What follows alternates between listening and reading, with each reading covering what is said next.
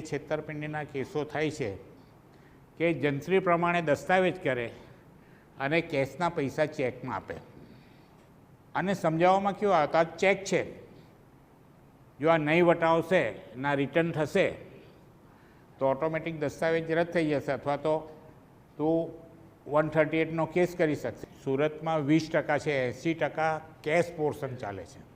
તમે દસ્તાવેજ રજીસ્ટર કરો, માલિકી પતી ગઈ. દસ્તાવેજમાં જે છે સહી કરી છે, વિડીયોગ્રાફી કરી કે પૂરો અવેજ મળી ગયો, યસ પૂરો અવેજ મળી ગયો છે. હવે ચેક રિટર્ન થાય તો તમે શું કરી શકો? કંઈ જ નહીં કરી શકો. 138 ક્યારે થાય કે તમે કોઈને પૈસા આપ્યા હોય, કંઈ માલ આપ્યો હોય, એની અગેન્સ્ટમાં તમને ચેક આપે તો 138 થાય. એકવાર દસ્તાવેજ થઈ ગયો પછી એ કેન્સલ સિવિલ કોર્ટમાં દાવો કર્યા વગર થઈ શકે નહીં. પછી કોર્ટમાં સવાલ એ આવે કે આ ચેક તારી પાસે આવ્યા ક્યાંથી?